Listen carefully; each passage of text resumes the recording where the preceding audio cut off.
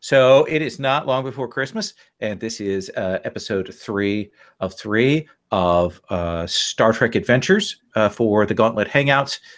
This is the Gauntlet Hangouts, of course, the online community of games that we do that I record most of mine.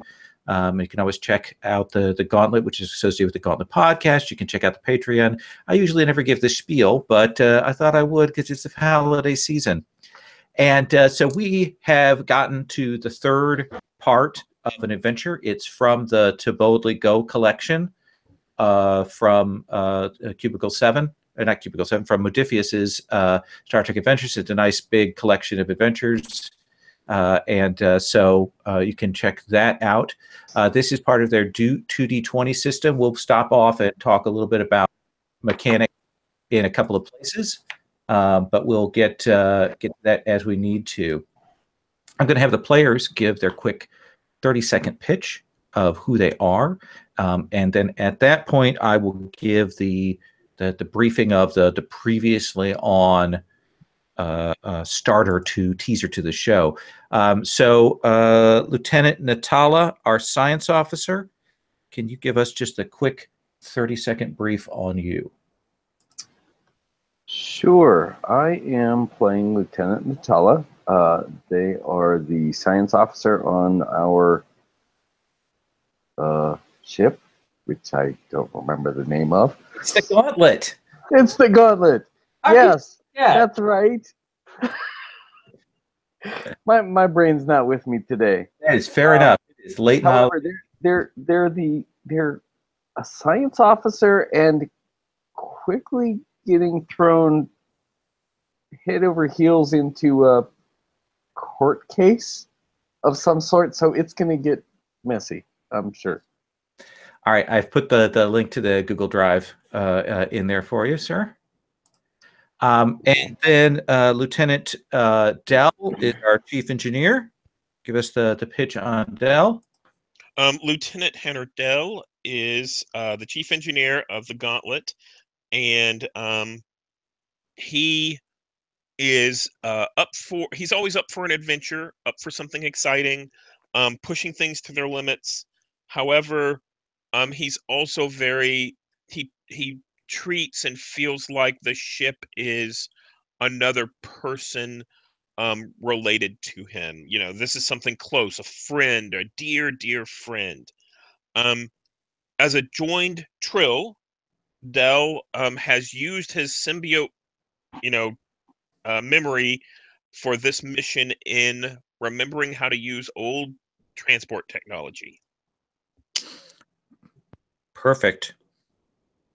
Get that established as a fact. And finally, our chief of security, our Andorian, Zarath. Zarath is, yes, Andorian, which means that she's very aware of potential conspiracies. She's brash, which is an unusual thing in security, but as in she's brash in the sense that she believes that she'll make decisions fast and she'll move forward with them. Follow me, follow my lead, and everything will be okay. Sort of her attitude, and that is, of course, what led her to end up being the lawyer for the defense of the engineer that's accused of killing the captain on the ship in the wormhole. So now she's going to pay for her brashness, I think. Fair enough. Let me give a real brief sort of previously on sort of summary of what's gone on. And then I want to stop off for just maybe a couple of minutes, and I want to remind us of what we have as options for you guys in terms of the mechanics, just to make sure that those are on the table. So we would see a shot of the first initial landing of the team on the old style transporter pads there in the NCS Atlantis, and of course then there'd be the shot of one of the transport images not coming in and your con officer vanishing, and sort of with that as the threat coming out into a fight in this sort of decaying and falling apart ship that's between the crews. They're all haggard, and you would have seen one of the, it looks like an engineering person captured by part of the group. You checked around and saw that elements of the ship had been sort of power had been rerouted to different places, and systems had been cut off. And you decided that you had to essentially announce your presence. You faced up, went to the sort of the command group. It looked like there was at least a command group and a science group and an engineering group that seemed to be at odds. You went to the command group. You were able to talk your way in, and you met the acting captain, the former first officer, Mallory, Caitlin Mallory, sort of injured and haggard and kind of paranoid.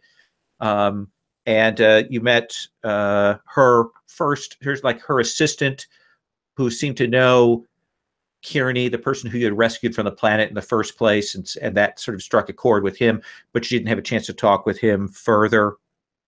You were able to find out that they're stuck in the wormhole. The energy is the ship's engines are focused on trying to maintain stability here, even as this is sort of being crushed.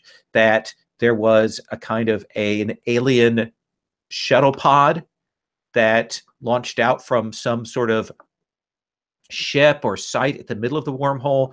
It landed on in the sort of the docking area, and it opened up, and there was chaos and confusion, and the alien who was on board that ship killed someone here, killed one of the ensigns who was nearby, and took its form, and then kind of vanished out into the crowd. And there was chaos and confusion, and in that also the captain was killed in a kind of a, you're not entirely sure how that all went down. But the crew has split, has broken apart. They are at each other's throats. The first officer believes that the chief engineer was responsible for the disruption of command and for the killing of the captain, and has disobeyed orders. And that is likely, if not the shape-changed alien, in league with the shape-changed alien. And that has been the thing that they have been pursuing over the last long while. Our medical and science team, medical and engineering team went to meet with their science and medical team and found out that they have been working on a detection system for this, but they don't know anything. They haven't got a device that'll actually work to do that. They may have told people they're making progress, but they really haven't. And there are several different theories about what this is. Some say it's an alien. Some say it's a Romulan bioweapon. Some think that it's not real and that it's some kind of like energy from the wormhole that's making people crazy. There's all kinds of theories about that going on. But it was decided by the engineer and medical team that maybe if they could get to the ship that the alien had come in, they might be able to find materials that could use to make that detector. So they headed that way.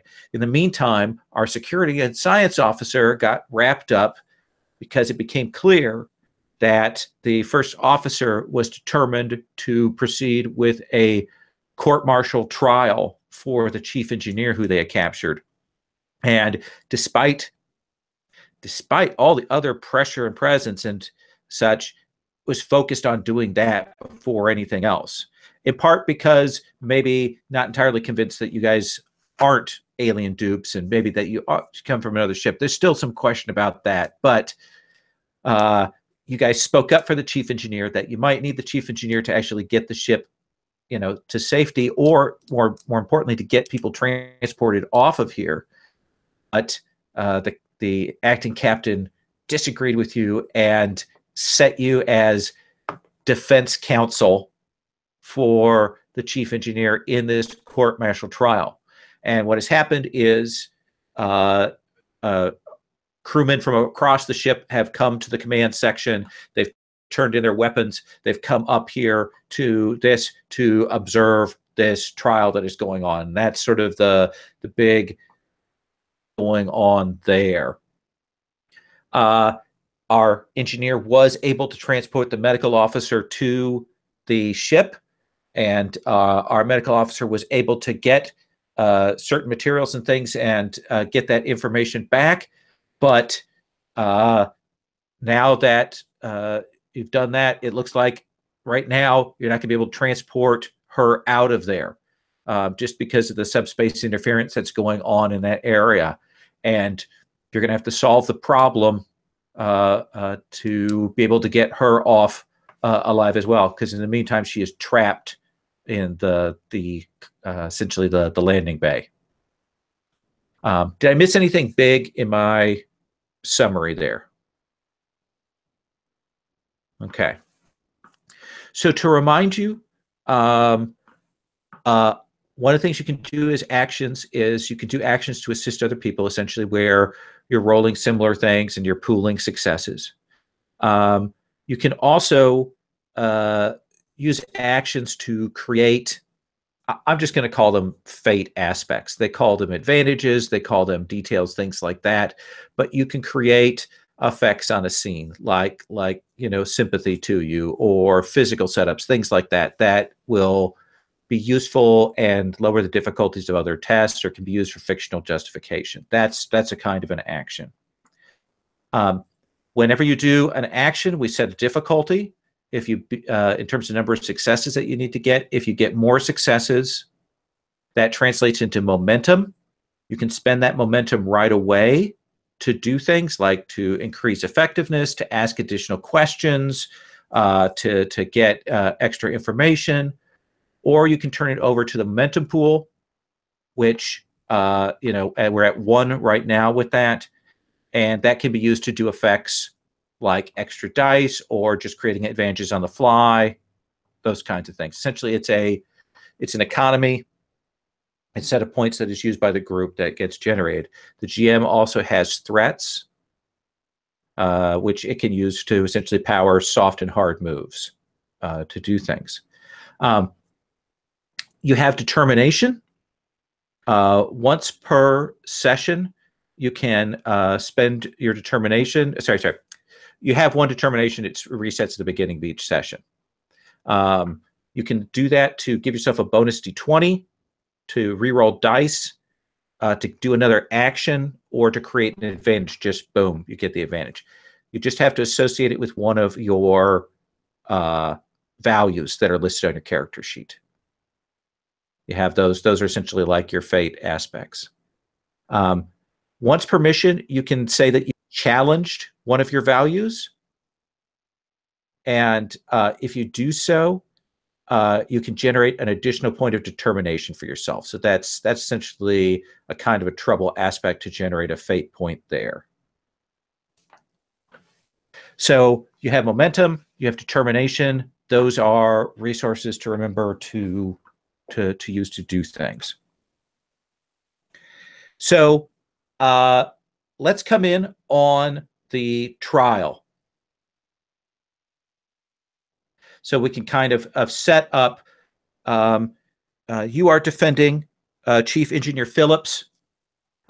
She's kind of a worn, grizzled. All these people have the old style United Earth uniforms. This is all pre-Federation, even sort of a Enterprise era and even before, that kind of thing. The ship is still sort of shaking and has that feeling that it's just kind of holding together. They've got the shift systems, the polarity, the polarized shielding on the outside to try and hold things together.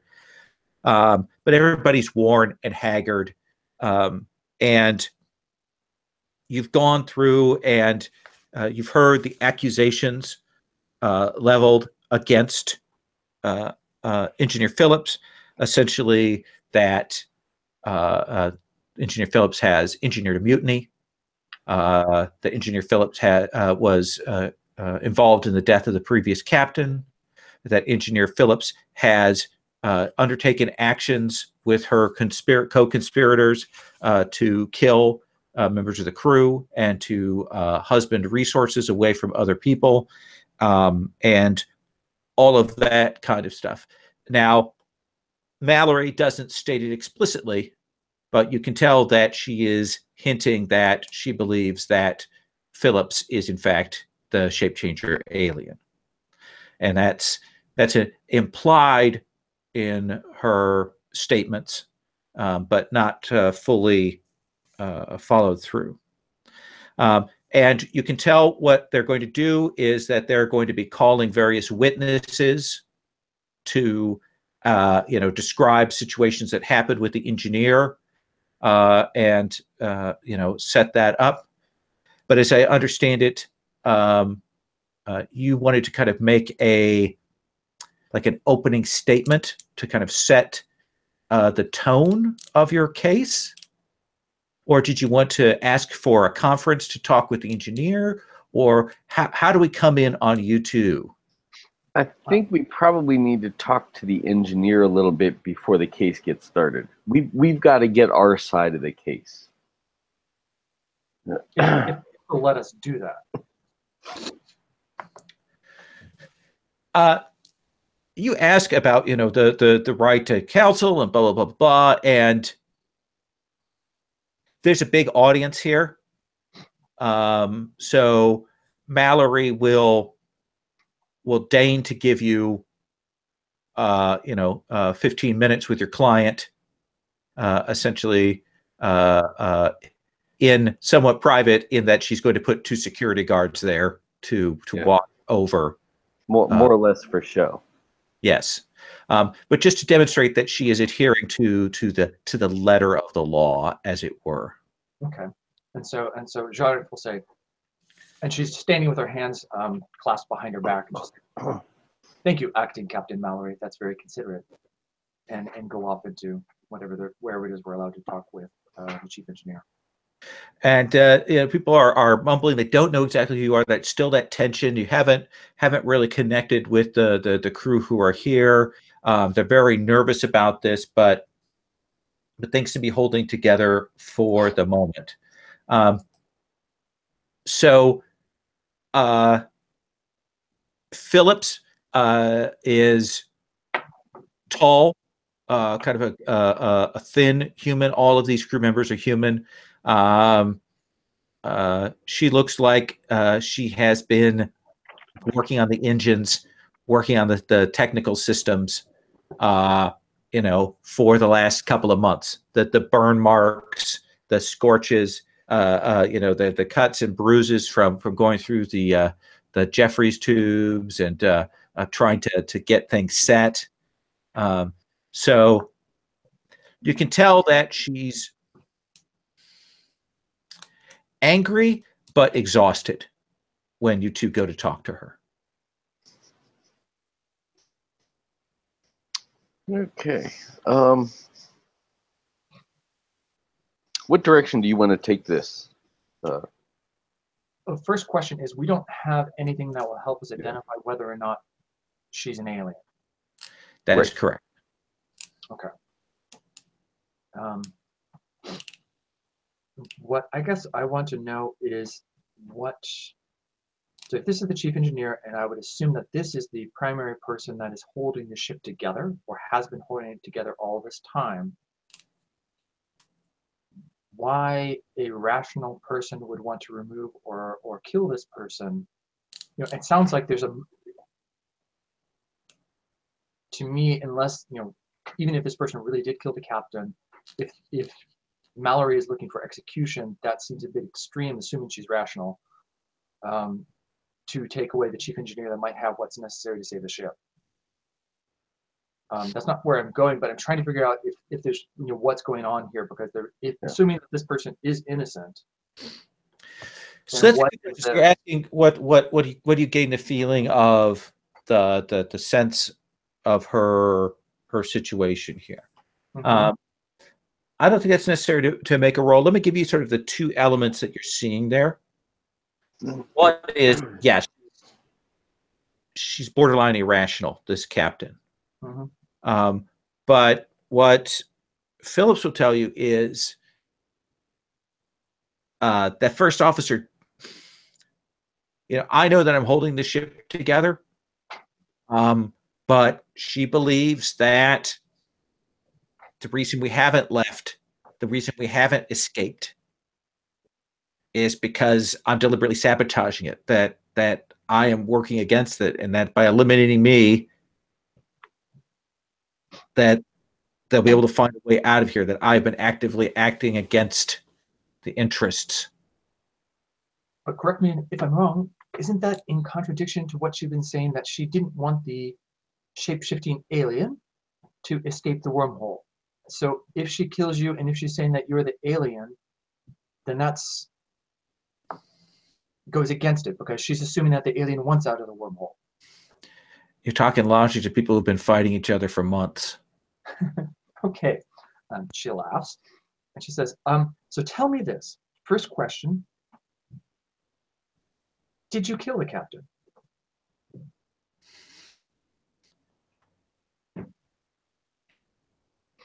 The captain was killed in a dispute between the different groups. There was some fire. There was some fighting. I don't think I killed the captain, but I honestly got to tell you, I don't know. It was chaos. So did you fire a gun? Was it a phaser that killed him? What's a phaser?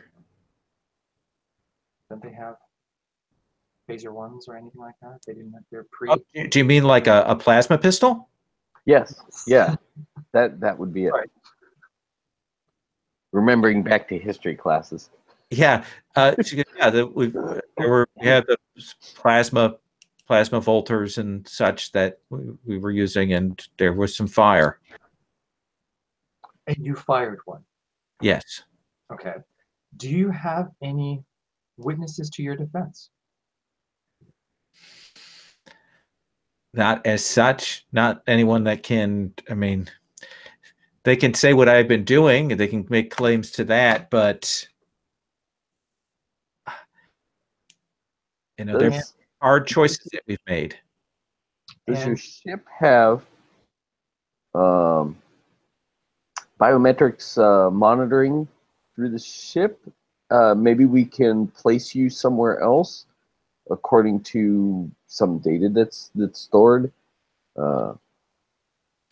No, it's the science department has been trying to pull up what it can for things. I mean, tracking and stuff, but so much has been corrupted, and the crystalline matrices of the computer system. I mean, we barely have data banks left. Kind of an odd question at this point, I guess. What caused the factions? How did that get started? I mean, you're a cohesive group. You've been trained to work together. What pulled everything apart? None of us had really dealt with aliens, not like this. I mean, you guys know. I mean, well, maybe it's been a little bit longer, but I mean, we've only been out in space for, a couple of generations, and we really haven't dealt with many alien races. And then there's this murderous shapeshifter, this doppelganger that's moving around the ship. Well, as soon as that happened, everything broke down. And then maybe Captain passed, and it was all over. Maybe through this trial, your acting captain can at least see that we, two aliens, are helping with what's going on here. We're part of what is now Starfleet. She looks up at you and she goes, "Well, I hope so for your sake, because I'm willing to bet if we're next, I get sent to execution, you two are coming with me." And so a hard cut from that to the old transporter room where we have our engineer Dell. So Lieutenant Dell, what is your next step?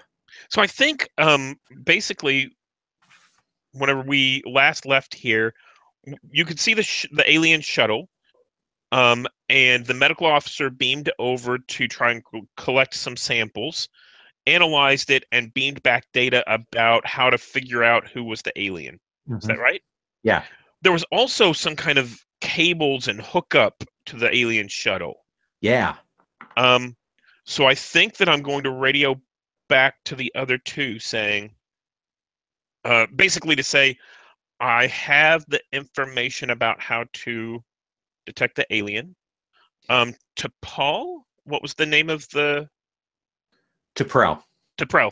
T'Prel is stuck in the shuttlecraft, and we have to. Well, we will need help from the ship's systems to get her out, and there is something that's been done to the alien ship, some kind of tapping into it of some type. So something is active here. Mainly it's to tell them about the crewmate.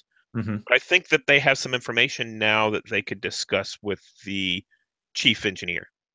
Okay. And then I'm going to slowly try to, now that I have the data, I'm going to work my way back up to, I think we left from the science bay or the medical bay.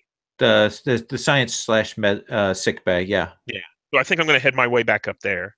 Okay. I need you to make a. Let me see what we had as the stealth roll to get back up, because there are still a couple people moving around here who may object to your presence. So either roll control or daring plus security. And the difficulty is just a 1. Okay. I'm going to do daring plus security. I don't have anything else interesting. Okay. Okay. Click, click, click. So 1 success. That's enough to make your way back up. It does seem like most of the crew are up in the command. There's still some people milling around. There might be some people still down in engineering. That's certainly where you get the sense of more people being at. But you will head to the science area. When you get there, there are maybe a couple of red shirt guards there, and they will explain that Dr. Martinez and Takahashi were called to the trial. So I think I'm going to try and take this chance to look through my engineering kit and the stuff that they have in the science bay to see what I can do to detect the alien. I think I have the data now. I just need to figure out how to apply it. Okay. So that seems like that's going to be reason plus science or engineering. You're building a device, so. Yeah, and I think what this is going to be is it's probably going to be modifying my tricorder with the data that was sent, because it's probably more sensitive than the information that they have on the ship. And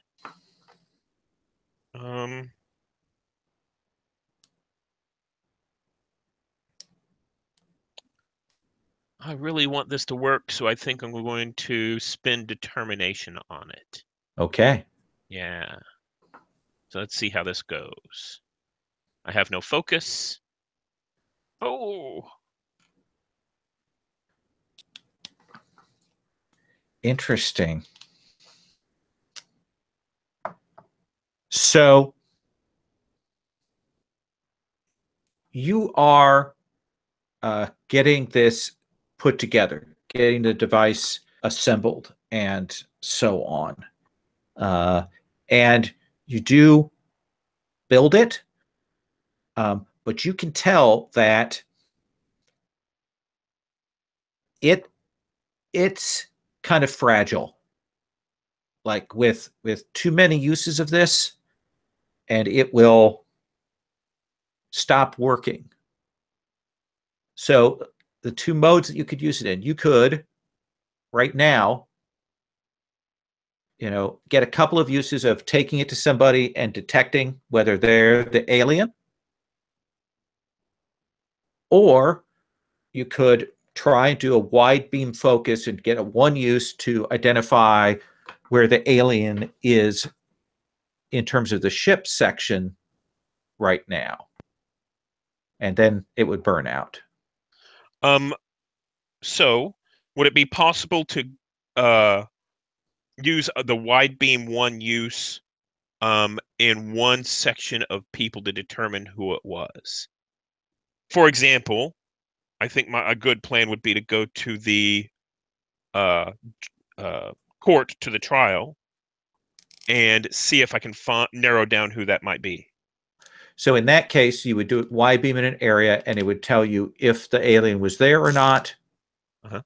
And if so, who it was, is what you're asking, right? Right. Okay. That seems reasonable. Okay. So I think that's where I'm headed. Is I'm headed up to the trial, and I tell the two lawyers that I'll be right there. All right. So they call you back from your conference to speak, and Captain Mallory would say, "Do you have any opening statements before we begin?"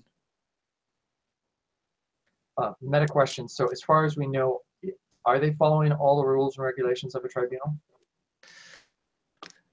The problem is, of course, they are working from very loose rules and regulations from 100-some years ago. Right. Okay. They're adhering to the form. Right. You might, I would, if you wanted to make an argument based on that, I could let you make one to kind of try and build that up as a advantage to use later to talk about the legalese of it. And this is all being recorded somehow? No. Okay. I was gonna say, if we're have an idea that it's not being recorded or that it might not be recorded, I think with my tricorder, I'm gonna record it myself. Okay, that seems fair. Well, I don't know if I'm gonna I don't think I'm gonna let them know that's what I'm doing. I'll just kind of turn it on and just kind of leave it run. Okay, and they don't know what it is, so yeah. And I will say, yeah, as you kind of set that up so that it's off to the side, kind of quiet, and is recording the procedures. Okay. And it's Lieutenant Zarath? So she'll move forward with her standing tall with her hands behind her and says, Acting Captain Mallory, I'd like to commend you for conducting such a civilized tribunal during such a time of great stress. And the records from this tribunal will, of course, be very important after the fact and after we have managed to all leave the wormhole to verify and validate everything that happens here. This is being recorded as required by regulation, correct? As far as we can with the technology we have, which is probably very minimal at this point. We're trying to maintain a record. Okay, then I would assume, as per protocol, we'll all need to sign off on that afterwards to agree that it is accurately capturing what has happened and transpired, just so that there's no disputes afterwards. Please move to your opening statement. My opening statement is that at this time, there is no compelling evidence that Chief Engineer Phillips was directly responsible for the death of the captain, more directly than other personnel. I do not believe at this time motive has been presented for why specifically this chief engineer would want the captain removed. So it sounds to me like you're kind of leaning onto the legalese side of the thing. Go on. And I'm also trying to lay it out there that if this is a mock trial and a farce, that when we get out and the Federation reviews it, this would jeopardize the people involved. And you'll probably phrase it at Earth Authority, since the Federation hasn't... since they don't know about that. Right. So let's have you roll reason plus command. Reason plus command. Oh, I do have some reason. Okay, good. Wait, before I do that though, Yes. so in each one of these, I'm trying to create some sort of advantage or some sort of motion, right? Yeah, we're building up. Essentially, what you're doing is you're trying to wear down the difficulty of the group here, which is pretty high at this point. So you're kind of working away, trying to get people onto your side. Okay, so And what is it, this statement that you're trying to make? Or that we're trying to make? that there's no conclusive evidence, there's no definitive evidence that the chief engineer did this. Maybe they'll be able to present it, but we'll force them to at least present it. But the other thing is that I'm trying to make it clear that they need to follow the protocols of a real tribunal. Is there possibly some way I can aid you in this? Tell me. I think the way how did the engineer describe the situation? It was a bunch of people, kind of a chaotic confrontation, and most likely that chaotic confrontation wasn't being recorded or monitored or anything at that time either. So maybe it's one person's word against another's, and that leaves a lot of gray area. So I think I'm going to kind of make some of those points. Okay, so I think, again, you're also using reason plus command. Okay. Let's have you both roll.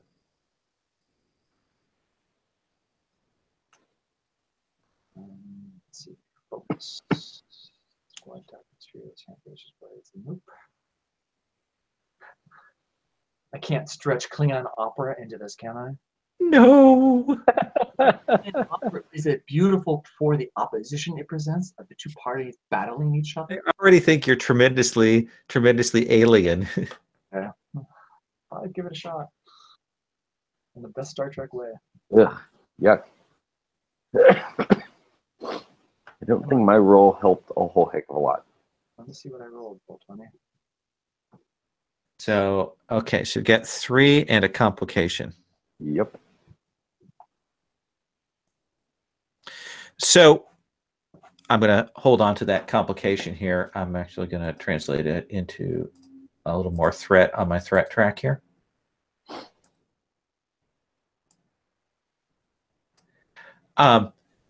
So there'll be that thing where you do the opening statement that people are listening. Some are nodding. You see some of the engineers kind of nodding along. And you will see Captain Mallory listen on, and will say, certainly, those are interesting points that you raise. However, let us deal with the broader issues at hand in this trial.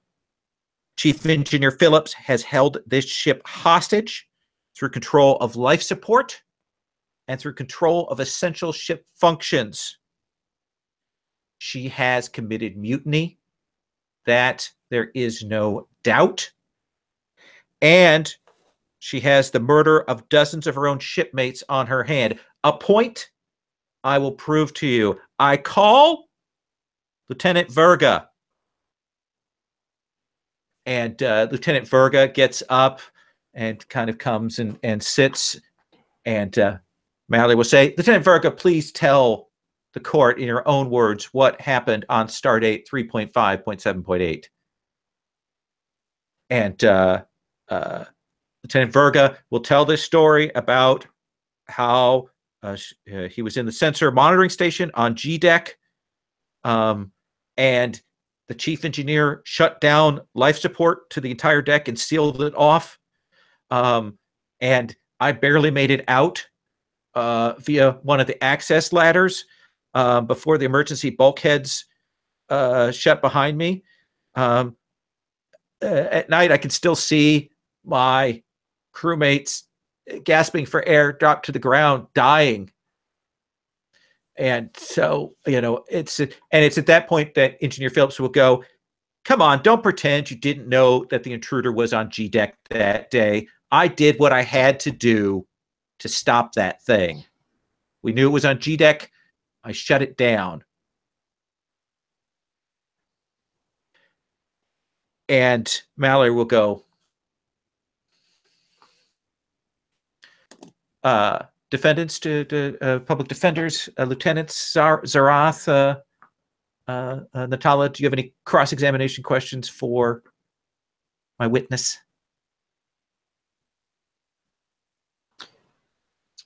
So the access was closed off. What was the reason again for closing that section off? The intruder was in there, or was the chief engineer will say we had evidence that the intruder had made its way into section G, been spotted. I took rapid measures to seal the area.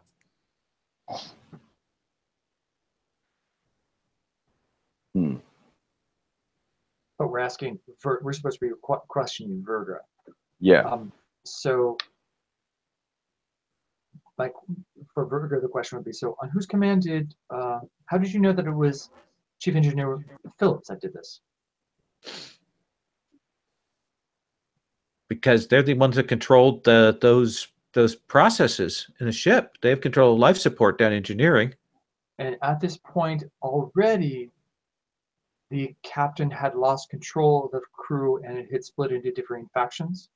This is after the captain passed away, yes. This is after the captain had passed away. And engineering is a one of those cohesive groups.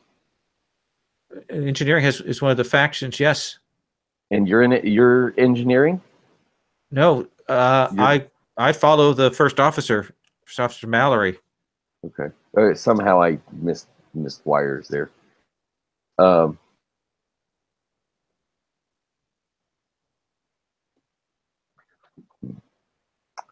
how was it that and were you aware that the alien was on G deck?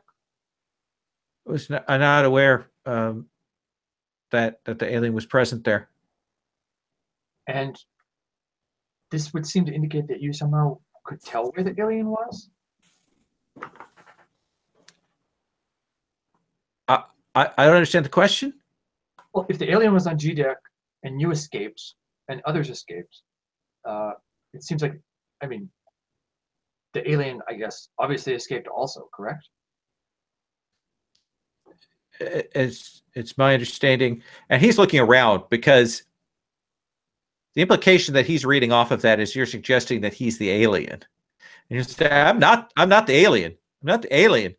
I don't know how it got out. I mean, I got off the G deck, but I was the only one. But a bunch of other people died. So I'm not the alien. Don't look at me like that.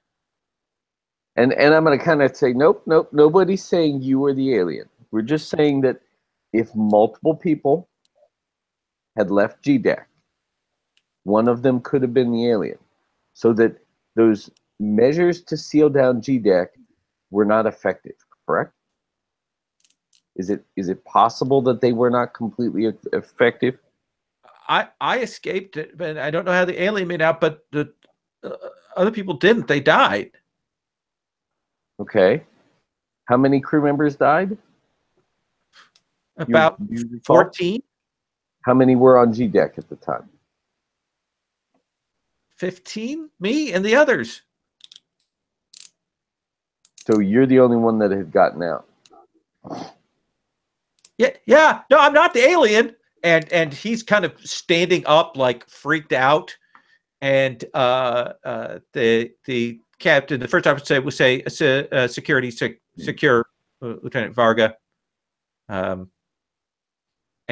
he's sort of panicked. He's literally screaming that, I'm not the alien. I'm not the alien.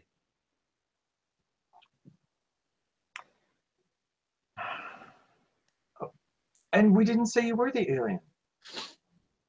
That would presume that there was some way of knowing where the alien was. So, right. There would have been, yep. Now, if you weren't the alien and G deck was sealed down and you were the only one that got out, doesn't that also imply that the alien was captured, dead? If they were impersonating one of the other officers or one of the other crew members on G deck, we're going on the assumption that you're not the alien. We are sure of that. If that is the case, though, but there have been reports of people going missing afterwards. The alien's still around. So people could go missing not because of an alien. I mean, you're saying that the captain was killed in chaos. That didn't have to be the alien. It could have been, but it could have just been. Yep. And Zha looks around. I don't know, what do we call this? A typical panic situation or riot situation that happens in situations like this. And you can certainly see that I mean, he's freaked out. And First Officer Mallory will say, I think the question here is whether or not the chief engineer sealed off G deck and caused those deaths. There could be extenuating. No. Chance. It turns out that there was some means to detect that there was that the alien that you've claimed is on board and changing shape was on G deck, and that it had evidently killed other crew members. Then that might have been enough to warrant triggering something like that. And if there was a way of detecting that alien, deciding to close down G deck, and as long as that alien had not made it out of G deck, that also implies that the chief engineer is not the alien. I mean, that, and he's just confused. The people who are listening are confused about what argument you're making. They're uncertain about this. And Mallory will say, "You are dismissed, Lieutenant Verga."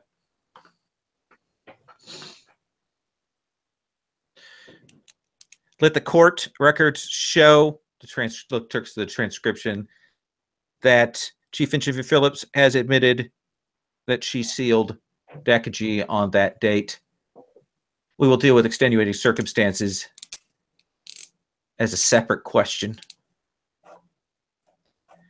and she will move on from there.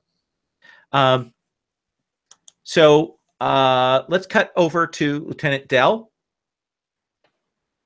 And Dell, you arrive. There's all this kind of hubbub. It looks like the majority of the crew is sort of gathered around this area. And you can hear the sounds, and you'll hear the sounds of your colleagues' legalistic points with essentially Captain Bly in the room there. What are you doing, Dell? Yeah, so basically, as I walk into the room and I see the hubbub and everything, and I work my way towards the front to find my comrades, and basically I look around and I see, I hear them giving their speeches and all of that. I think I do a double take. I'm like, these guys aren't lawyers. What's going on? But I work my way up, and I think there's probably some guards preventing me from getting up close enough to the desk to talk to them. And I think I lean forward and I tell, so I have to confer with my crewmates. Don't move aside because you look weird. Yeah. They're really, really twitchy. And I'll kind of step in and I'll take Natala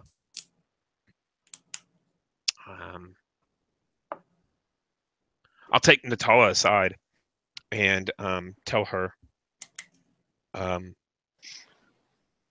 I need a distraction. So I think, I need to go talk to Lieutenant Zareth. And whenever we're ready, I need for you to draw everyone's attention by, I don't care if you have to accuse someone of being the alien or admit to killing the captain yourself, just whatever it takes, draw everyone's attention to you, and we'll see what we can do to try and flush everyone out. I think the room is at a boiling point almost here. I mean, one thing going wrong could mean a distraction, or, I mean, it could be another incident like what they're accusing the chief engineer of having been in. I mean, we could have a blow up here. Adele, you will also notice that Lieutenant Takahashi, the science officer that you spoke with before, Yes. is over speaking with the captain, and has brought his alien detecting device up. Captain? Yes. Yes. The one that you know doesn't work. Yes. Yes. That has given mistaken readings before. Yes. Yeah. And I guess I tell Natala, you need to do what you think is best, but we're going to try and act on who the alien is and where the alien is as quickly as possible. And I think I need Zareth's help with that.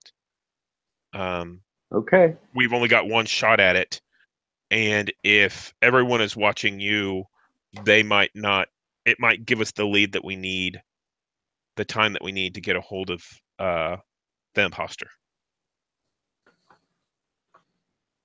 And then I'm going to go over to Zareth and tell her the same thing and explain that I've got one shot at this. And I figure the alien's probably somewhere in this room watching the events. And it's going to blow my tricorder whenever I do this, but you will have, seconds to react. You're the best in this situation. What's your advice regarding what we do? We could go straight out just for action, and you could try to grab them. I think all that's going to happen is, where the alien is will appear on my screen. It's not like it's going to force them to expose themselves to everyone else.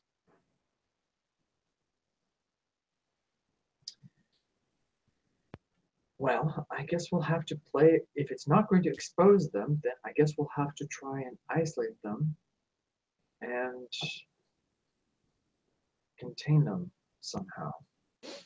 So you want to do it like quietly, so make the identification now while people can't see? Yeah? Is that what you want, Sarah? I think that's our best. If you're saying it's not going to make it obvious in and of itself, then I don't know what choice we have. Okay. So I think I'll make a motion over to Natala, don't make a scene, don't cause things to explode.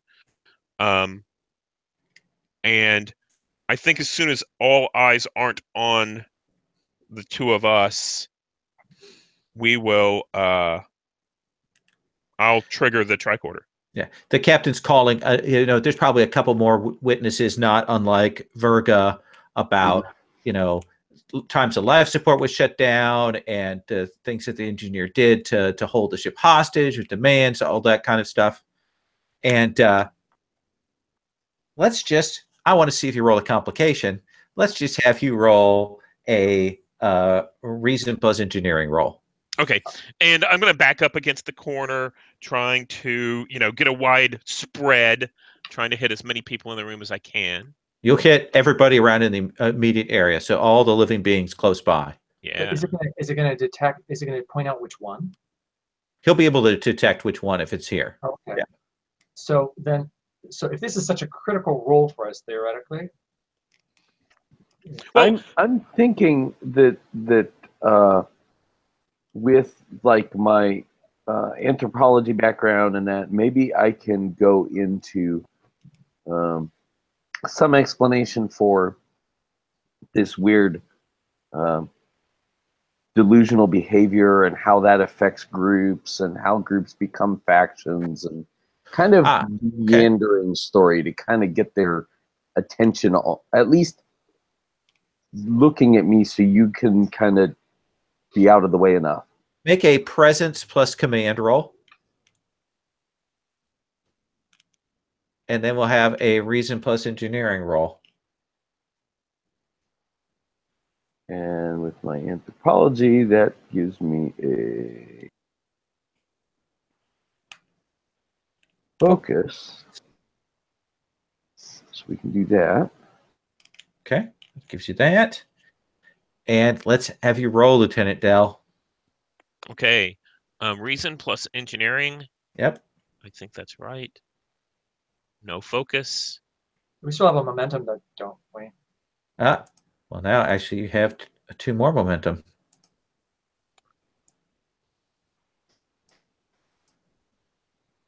I didn't know we had momentum, or I would have used it. Oh, So yeah. well, that's okay. You only needed 1. You Yeah. will activate this quietly. You will see that Lieutenant Natala is kind of doing a distraction about the madness of crowds and panics and things like that. And you'll get this activated. The alien is not here. Great. There are alien life signs on the ship, but the alien is not here. And you said life signs, so more than one? I mean, life signs that you pick up that there is a non-human besides yourselves on the ship, but it is not here. Which means it's not the acting commander and it's not the engineer. At this time. Well, yeah. Yeah. And, so if we can keep this group isolated, maybe we can keep the alien from getting into this group? Is that what you're... Captain Mallory will say, we have a certain way to make this determination. Lieutenant Takahashi, you have perfected your detection method. Please test it on the chief engineer. And you will see Takahashi will pick up this device. I'm gonna kind of get in the way of this device. I know I am an alien compared to them. So if it's an alien detection device, then I'm gonna prove that it works. Right. Yeah. We will demand. So I'm gonna get in the way of it. Okay. So let's have you make that roll for me. Yeah. I am going to increase the difficulty of this because I have a threat pool. So I think, gosh, what's a good role for this for you to interpose before Takahashi can activate this device? What do you think would be appropriate? I think I'm going to physically get in the way. So it's going to be a kind of a spur of the moment kind of, I would assume daring is probably the thing. Daring plus security. And Jareth is certainly going to try and assist because she's going to be standing up and very loudly screaming, yelling objection. Okay. So both of you can do, well, what do you think that's presence plus security for you, Zarath? You do remember everything's all the same for me, right? Oh, God, yeah. Go ahead. Just roll your dice. Your difficulty right now is a 3. Now, if we use momentum, that adds another die? You can add another die. I would like to do that. Okay. And let's see. Would biology also kind of come into play? Because I'm trying to prove their device. No, you're doing the physical intervention. We're rolling for that. So Okay. Yeah, I figured I'd push it. No, that's fine. See where it goes. So you will get up in the way, try to get up in the way, but not fast enough. Okay. And you will see that Takahashi aims this device and gets a bead, and you'll see it flash out and hit the chief engineer, and there'll be a red light flash that will indicate a positive detection of the thing. And everyone's like freaking out as soon as that happens. And you'll see Captain Mallory stand up. And it looks like it's all just, it gets super tense. And then you'll hear like shouts and screams from the hall and the sounds of photon volters. And you can hear people scream, "It's engineering! It's engineering! They're raiding!" And you'll hear all that sounds of blaster fire going off. And that's where we'll take our 5-minute break. and then we'll come back. Thanks for the complication.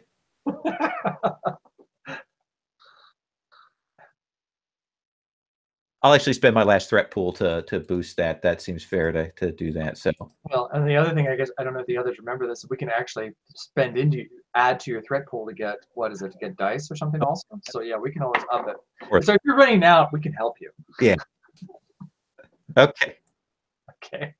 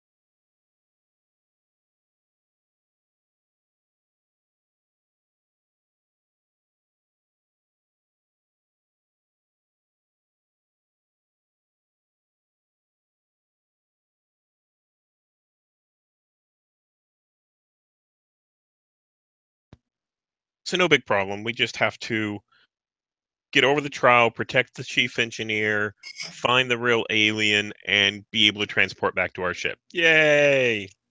And hope the wormhole doesn't blow us all up in the process. But yeah, that's a minor thing. That's just an add-on. That's value added.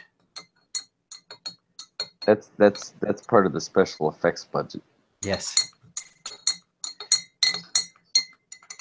One of the things my friend Steve, who knows Star Trek, said is with the remastered editions of the original thing, they kind of split the episodes up into like the really big kind of key flashy episodes, and they gave the people who worked on those like a much longer timeline to get things done.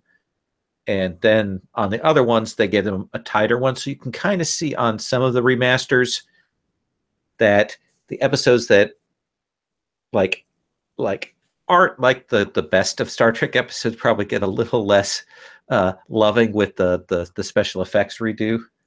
That's terrible. It'd be nice if they were all up to the same standard. But yeah, I can understand how budgets go. Mm-hmm.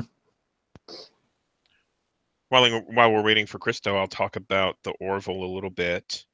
I think it was the third episode that kind of drew Lisa and myself in, where they're talking about a whole race of male aliens.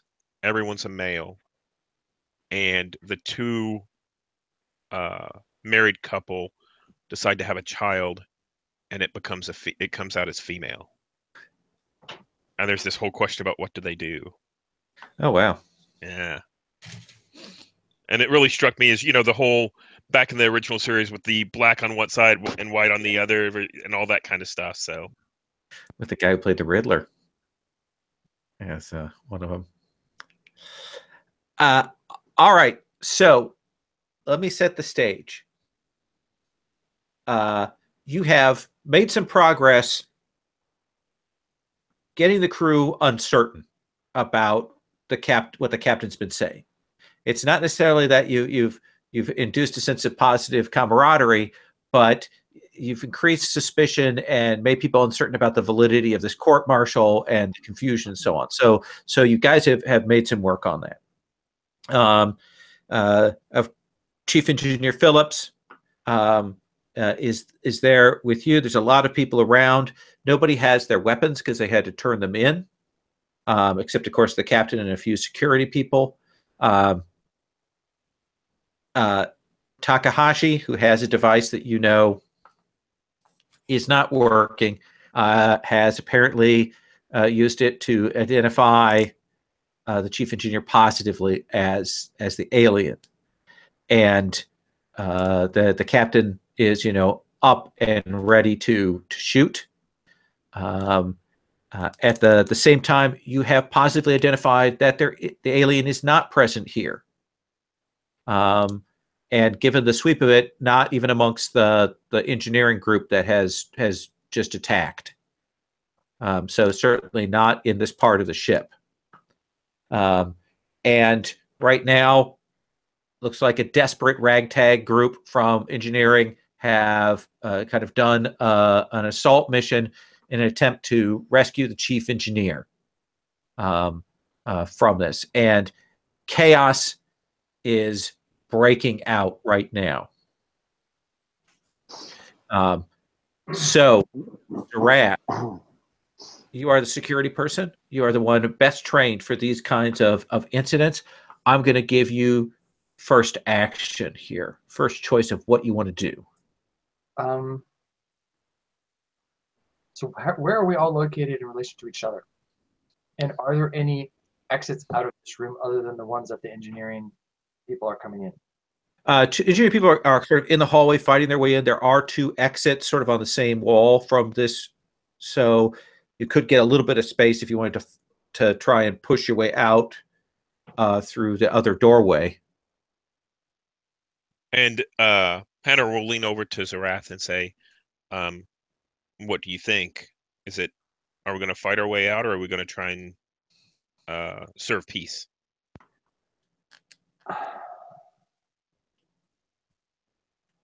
but we don't have anything that will overpower any of these people, do we? My thought was, let's take Captain Mallory and the chief engineer out of here. You know, sort of taking out the bones of contention, and they'll come after us. One of the people who is armed is Captain Mallory, and she's drawn her weapon. She's not at us, is she? Oh no, she's going to shoot the chief engineer.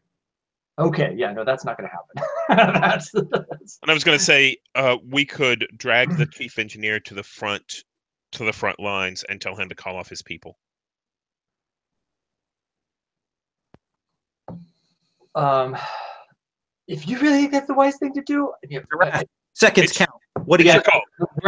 Verath's thing is going to be to throw herself at Mallory to keep Mallory from shooting the chief engineer. All right. She's going to be saying, "That's not good. Taking it into your own hands is not going to solve this." And I think if you jump in to stop the acting commander from shooting the chief engineer, maybe the three of us could isolate those two into a side room. I mean, maybe there's a side room off this little place they're having their court situation. Well, you might be able to get. Well, let's resolve the Mallory thing, and then we'll set up what the situation is on that. So Zarath, Mallory has drawn that pistol, and she is definitely going to shoot at your chief engineer there. She is definitely firing to probably kill at this point. So what do you want to do? You want to try and knock her down? I want to try and take the gun away from her. Okay, so this is going to be a daring plus security roll. All right. Difficulty here is 2 to stop her from shooting the engineer, 3 to get control of that weapon. Okay, and if I'm fearless, which is my focus, then how does that add to it? Then when it asks you if you have a focus for the thing, you'll say yes. Okay. And it'll give you a potential bonus dice. Now you also have 2 momentum. Oh, that reminds me. Before I roll, let me check that out because I have like some. If I have like some. Yeah, you got some stuff.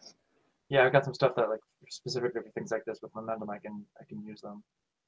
Oh yeah, you could give me a threat and to add another d20, and then you get a reroll on one of your dice. Or I can use close protection. When you make a successful attack, you may spend 1 momentum to protect a single ally within close range. Okay. And I think.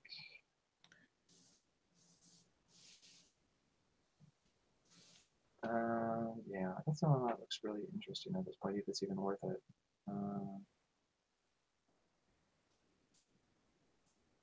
Or I throw another die into the threat pool and I get a reroll a die. But we've got momentum right now, so I don't. Yeah, you can actually, with the Ushan, if you give me a threat, you can reroll all your dice. But is this an Ushan? Ushan's just a fighting style? Is that what it is? Yeah. Oh, okay. When you make or defend against a melee attack and you buy 1 or more dice with threat, you may reroll your dice pool. So that means if it goes all bad, I can roll all of them? Yep, or any of them. Or any one. Oh, okay. I would assume. Okay. Well, so maybe I will add a dice into this. Okay, so I my threat is back up to 1. Thank you. I was adding a momentum. I'm adding to the threat pool with that one. Wait. Yep. Okay. Yeah, I'll do that. Okay. Let's keep it interesting. So. All right. Daring plus security. This is your strength. This is what I should do well at this anyway. And so that makes 3 dice because I'm buying it up. If you're spending a momentum. Well, the threat, I'm getting into. Oh, that's right. You do get the extra die for that. So yes, so you get 3 dice. Okay, let's see how this goes. So 4 successes. So what does that look like?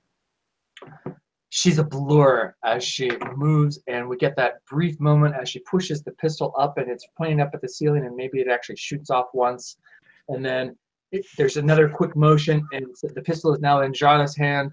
The captain is incapacitated, maybe, or maybe in a chokehold. I'll say she's shaken and she's going to be off balance right now. We'll give her that sort of aspect. So let's cut to Natala. Natala, you're over by the chief engineer. There are a lot of people in here that are panicking because there's gunfire coming up from behind. Okay. Okay. Elsewhere in the room is Zarath and the chief engineer. The first officer. And Zarath has a hold of that weapon. There are a couple of security people in here with weapons, but their attention is kind of torn between dealing with the Mallory situation and dealing with these engineers coming in and attacking. So what do you want to do? So I want to grab the chief engineer and head to a side room that looks like nobody, kind of the back of what's going on. Yeah, to do that, you really need to get out of here, and you're going to have to get out into the crowd that's going on because there's no other exit from this room. Okay. So I think that's going to be fitness. Okay. Plus either command or security. Does that seem reasonable? Probably security. Okay. I'm trying to kind of, yeah. Force your way out? If that makes sense. Yeah. Kind of, yeah. Well, you said fitness and command or security. Yep. I could see it either way. Okay. You take the call. I think security probably because I'm putting another crew member's life in my charge. That seems perfect. Okay.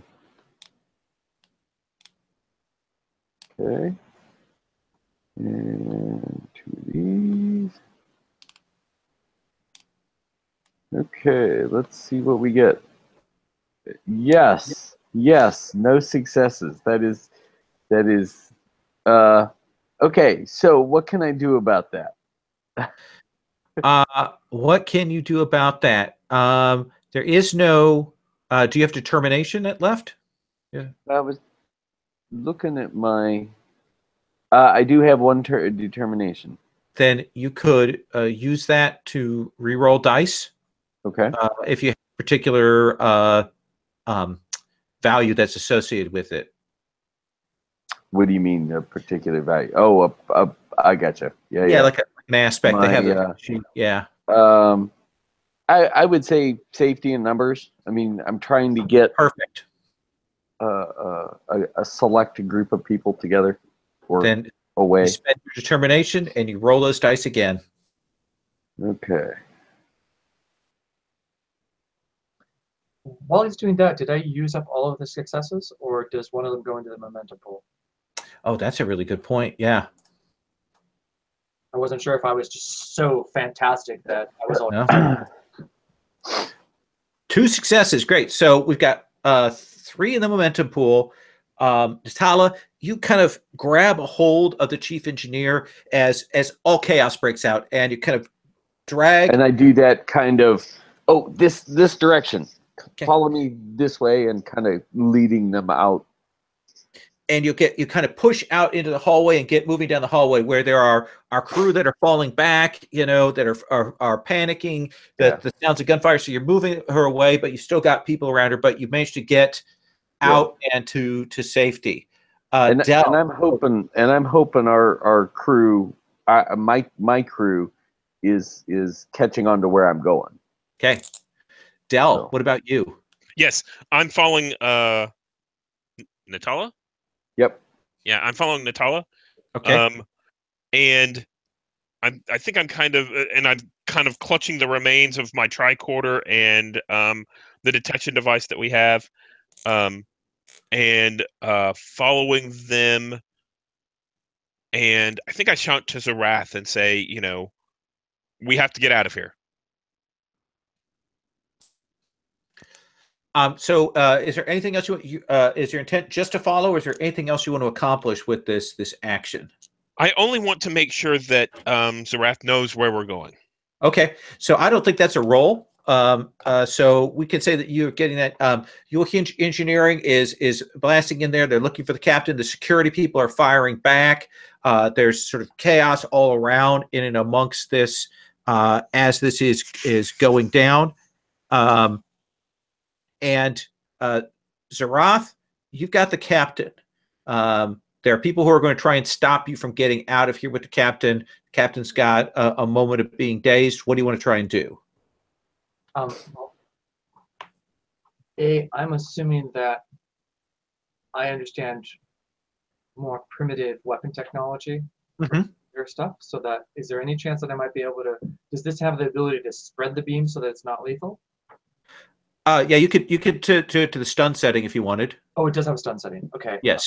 But can it going to be a broad beam stun setting, or is it just a single stun? So I could only take out one at a time, sort of thing. It's generally a primitive weapon, so it's generally just a standard single target stun. Okay, then yeah, I'm going to try and take Mallory with us. Okay. And as I'm doing this, I think I'm going to be yelling at the crowd and saying, in my best command voice, "You fools! The alien is in another location. We have a detector that actually did find it. None of you are the alien. You've been fighting. You've been playing into it. Its plan all along was probably to get you to fight each other." And so, we and Captain Mallory and the rest of us are going to prove it. And she's going to then forcefully go towards the door and shoot anybody that gets in the way. Presence plus command. Okay. We've got a lot of momentums here. No, I don't have anything I can help with there. Presence plus command. Does this count as squad tactics? Probably not. Probably not. If you had a couple other people with you, I would get momentum. Yeah, no, I didn't take it. Maybe it'll get interesting. I got 2. 2 successes. So I'm going to say that's enough for you to kind of push back. You got a hold of the captain. It's mostly because the security people that are sort of, want to stop Mallory. Their attention is drawn by the fact that there are these engineers coming in, and there's this gun battle coming on. And so, while you won't get anybody driven over to your side, you will be able to get out and follow behind. Pushing acting Captain Mallory in front of me. Yeah, and as you do that, as you're moving there through the ship, then at that point, you will hear a sound, and the sound of the ship kind of wrenching, and you will see the lights flash to red as the sort of the automated red alert goes on, and the ship shakes, and you'll hear come over the comms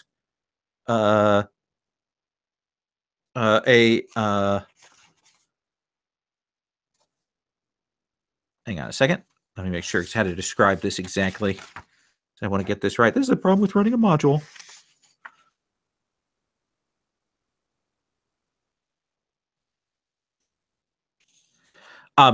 You'll hear this shouting coming over the comms and over the ship, and you hear, "We have a reactor breach. I don't know what's going on right now. Oh, shit. I can't stop the containment collapse. Someone's rerouted all the controls of the command center. The whole thing's gonna blow." How far are we from the command center? It's another section of the ship, sort of towards the middle. Let's start with Dell, our engineer. He doesn't have anybody he's holding on to. There's in this chaos, and Dell, you'll feel it. I mean, you feel the ship start to do that shimmy and give, and something is going on. What do you want to do? Power's been rerouted to the command center, is what we heard over the intercom, and that we're in the middle of a breach. I don't recall, did they say anything about it being reversible? They said the controls have been rerouted to the command center. Ah, sweet. I think so. I'm going to head straight towards the command center, to see what we can do to change to prevent this breach. Okay. So you know where it is. You've had to move through the ship before, so you can start booking that way. Yeah. What about you, Natala? If the engineer's like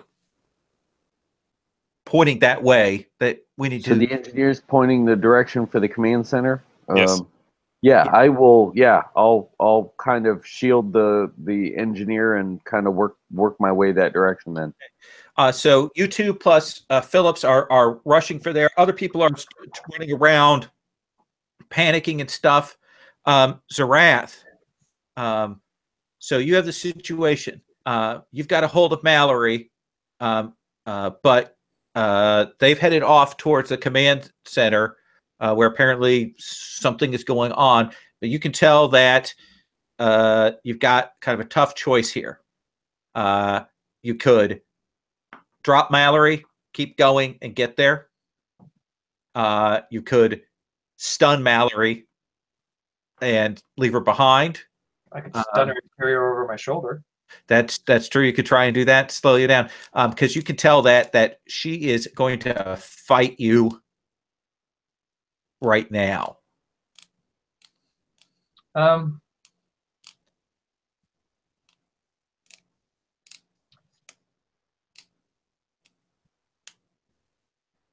In I think my most threatening way, Zara is going to get very close to her, face to face, holding her against the wall very briefly, and say, "Look, your ship is going to blow up now. The alien that you've been mucking around trying to find so ineffectively while you have your petty vendetta against the chief engineer is now in the control room doing whatever that alien has been planning to do. This is your chance to redeem yourself and save the ship and save the crew and catch the alien. So come with us peacefully, or I will knock you out and drag your ass with me." Presence plus command to convince a crazy woman. This is a difficult thing. Do you have a good focus that fits with this? That you're in the face of this captain? Klingon opera? No. How about fearless? She's fearless, so that's not an issue. She's not afraid of anything. If you want to say that adds to her presence in convincing the captain that this is going to happen regardless, then yeah, that's there. I like that. I think that's you should always go for those aspects that work. That's my philosophy with fate. So, do you want to spend any momentum? How The much difficulty to convince her is a 4. Oh yeah, then I want to spend momentum. Wait, and what can I do? Is there anything I can trigger that will give me like that reroll thing again? No, because that was the Ushan. Not protecting her, that's for sure.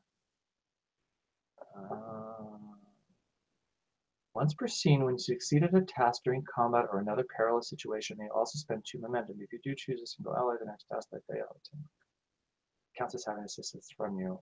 Yeah, I could have done that, but I guess that's not applicable now. Okay, no. Okay.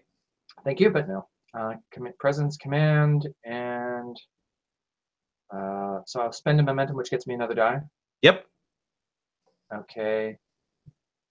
If I said that during the whole legalese thing, I went against my rash and reckless to try and be logical and convincing, does that get me the challenge and a determination? I will let you use. Let us say that you've used that. And We does would mark that, that used to challenge that and give yourself a die. does it do Is it that? possible? Doesn't it? It gives you determination. Is it Okay. possible to use more than one momentum? Yes, but the second die costs 2. Oh, okay. But I was thinking if I use the determination now, it's probably not worth using it now. I won't use it now because I think we're probably going to have a better use for it later. Okay. Or is that not the way? You can hang on to it. But if I use I thought the determination had a thing that if I roll a success, then the success counts twice. No. Okay, must have misread that. Okay, then. So you're saying the determination will just give me one more die? Can give you a bonus die or you can use it to reroll afterwards.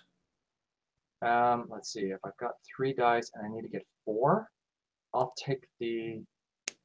What are the odds? I guess I need to have 4, don't I? Yeah, I'll take 4 then. Okay.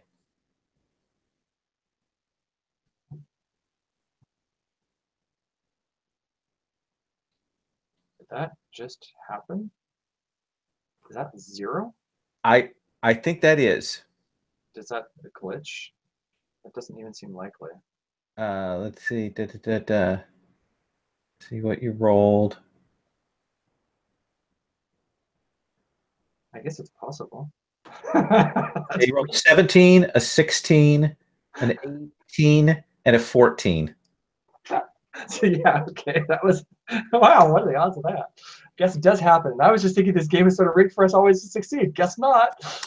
So I think what happens then is she actually is going to strike you. Okay. Bring it on. And so I will roll for her. You could say that she does a strike at me and we do a scene flip to somebody else. Okay. So I'll come back to you on that. Essentially, we hear that dun dun dun dun dun dun dun dun dun. Oh, and you get into that battle there, and she'll make a strike on you, and we'll actually show how damage dice are rolled in a second. So let's cut back to guys. You're the first one to get to that command room, Dell. And get outside the command center. There are some other people arriving here.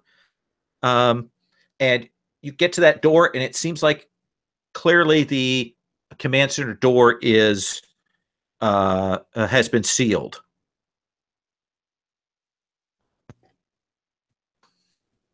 So I think I'm going to yank open the panel next to it to activate it to try to get it to open.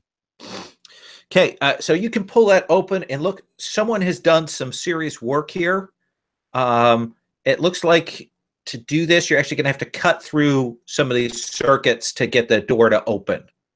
And that's going to be a reason post-engineering task. But Natala, you followed behind, right? Yeah. And you brought Phillips with you, right? Yes. So Phillips can go. You need to cut this wire and this one, and tell you what the circuits are you need to cut. So the task difficulty is only going to be a 2. Okay. You said that was reason and engineering? Reason and engineering. Okay. And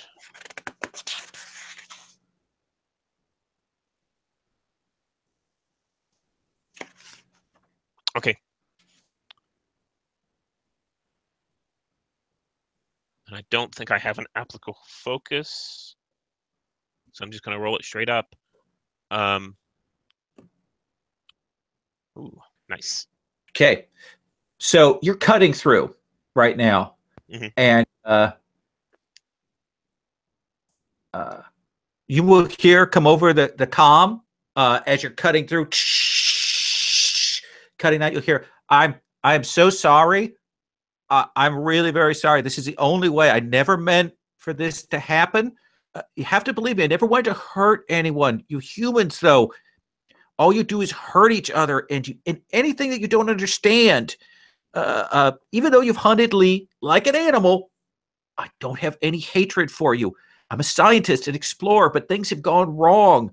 I would save your lives if I could, but I just want you to take comfort in the knowledge that the sacrifice that we're making here is going to save millions of lives. It's going to stop the wormhole. And you can hear the reactor overload kind of pushing up, and you're cutting, and you see behind you some of the other engineering and crew are there, and they've got like knives and weapons and things like that. Natala, how are you setting the situation? The door's going to open soon. What are you set to do?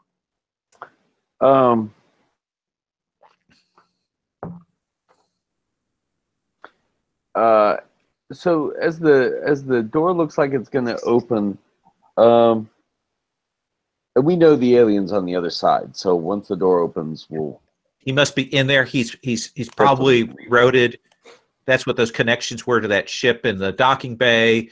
It's while he'd seen those reroutes before. He's probably rerouted the stuff, and he has control of things from inside there.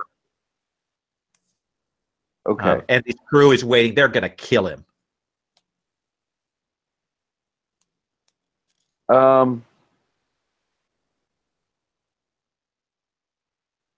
Well, while the engineer is helping Dell kind of with the circuits and stuff, when that door opens, I want to like leap through the door and kind of tell the alien, wait, there's not just humans on this ship, and we're willing to help.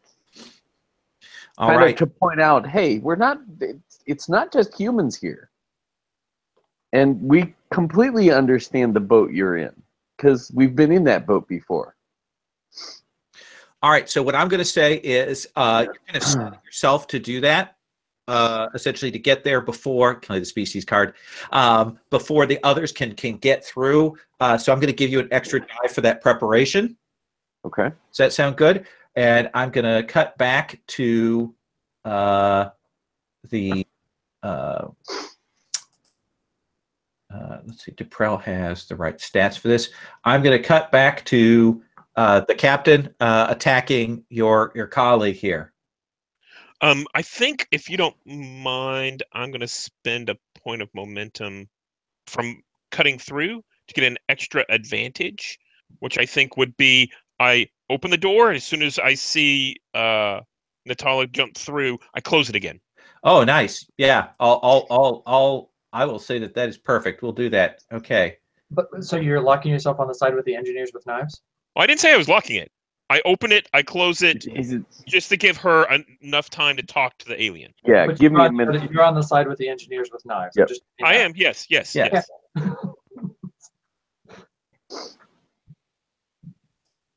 Okay. Jareth fully approves that because that is rash and reckless. All right. So she will go and strike at you. She does one of those Federation, open hand captain chops on you in the finest of United Earth techniques. So / roll. Do I defend against this somehow, or? No. Let me see here. Let me see the melee. Yes, you're going to roll your daring and security versus hers.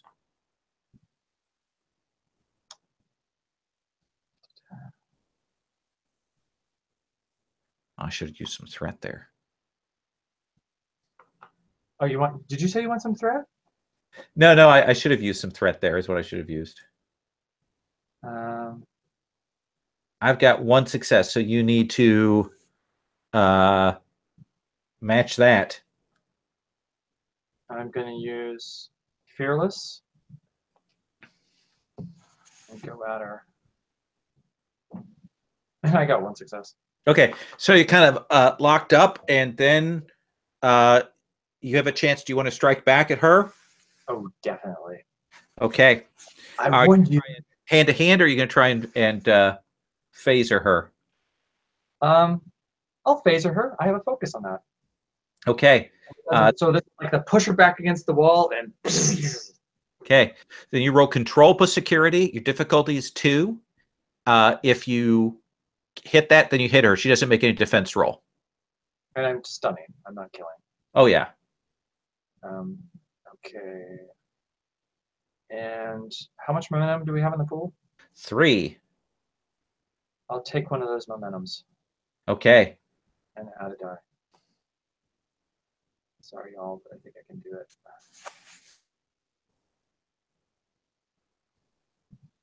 Did that just happen? Yes, you rolled a 7, success? a 12, and a 13. Man. Well, I guess it was a good thing I spent that. Maybe. So I got 1, so is that the miss? She dodges? Yes. So she dodges, and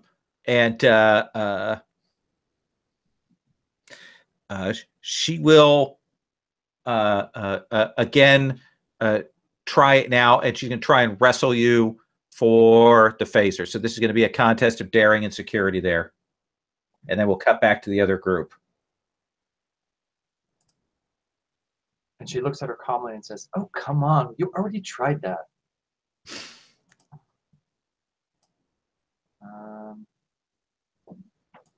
And I'm going to spend my last point of threat. oh, you will? Ooh. And I'm not going to risk momentum because I think that could cost us the ship. So, but what I will do, I'll use Ushan and give you another threat. Okay. So I'm back to 1 threat. So tell me, I have to roll down to see it, and I don't know if it'll let me do that with the dialogue open. Hold on. Go ahead and roll your stuff, and then you can. You buy 1 or more dice with. I can't read the bottom of it. Yeah. So you're going to get 3 dice, and you're going to get a chance to re-roll any ones that you want. Okay. Daring, security, 3 dice, fearless.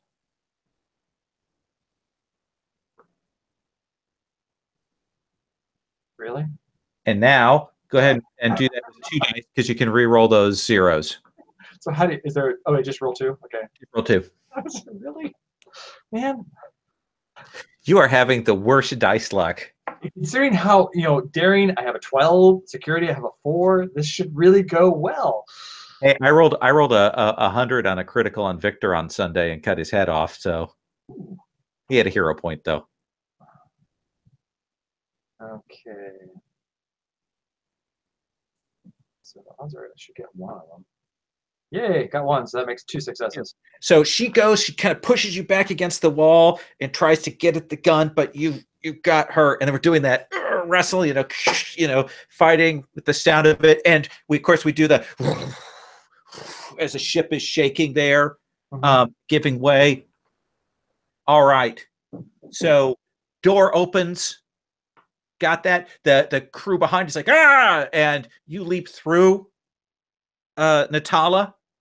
And you will jump in here and you'll hear the door go whoosh behind you. Yep. And you'll see this ensign. And he's running the controls. And he kind of looks up at you. You can see his features are kind of a little melty, like not paying that much attention to control. So as he looks up, I'm going to run up right beside him and look at the controls and say, okay, what do you need me to do? All right. And while I'm like poking at things, kind of tell him, hey, there are more than just humans on this ship, and eventually they learn. Let's have him roll a reason plus science roll to figure out what's going on. Okay. How's that sound? Yep.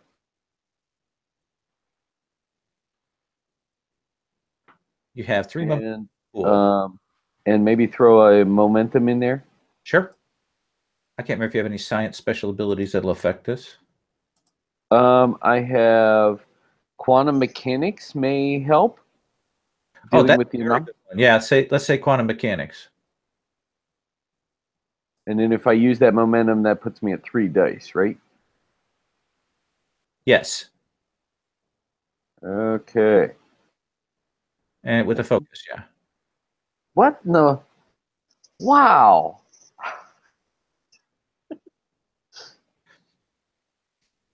I don't know how that happens.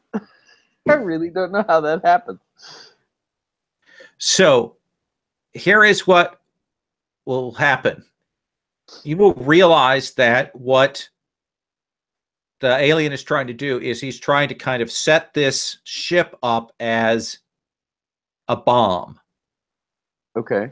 That wants to set as a bomb to drop it into the center of the wormhole, to pilot it down there, to keep it intact, blow it up, and that will close that wormhole. Okay. And you do that. However, when you come over and you get that information, the alien misreads the situation. Thinks I'm trying to take over. Yes, and he will swing at you to hit you. So I need you to roll daring plus security. Okay. And my response is going to be a deflect kind of block thing. Like, hey, I'm... Okay. Peace. And there you go. Look at that. Okay. You're getting more twists and more twists.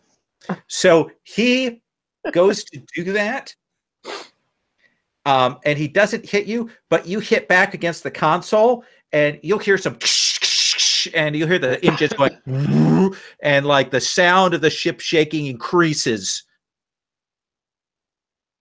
Okay. Okay.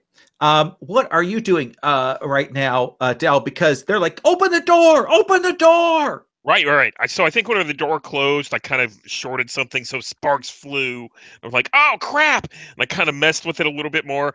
And so basically, I just wanted to give Natalia just a second in there, open the door back up, and I rush in. Okay. I see the sparks. I see the crap going on. Yes. And what do you want to do? Do you want to shut the door behind you? Do you want to go and try and deal with this situation? I'm going to go in and say, there's another way. There's always another way. You don't have to kill everyone. Okay. So this is going to be a difficult task. So here's what my idea was. Just to throw it out there. I was kind of going down that same route. There's another way. The alien could still use the ship as a bomb, but if the alien can shunt enough power to the system to transport everybody, maybe we can do a group transport and tell him, I know I've got a destination, we can send them all. That's right. Yeah. All right. You know what I mean?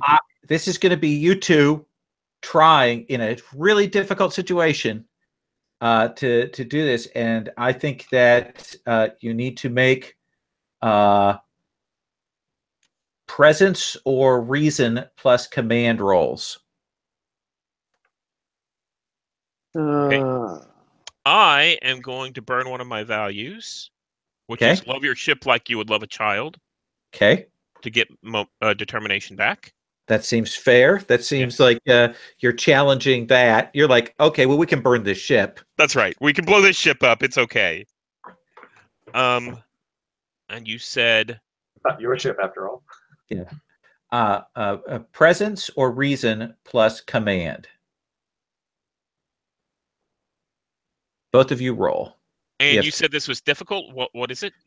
So right now, the difficulty to convince this guy to stop, hesitate for a bit, is 4.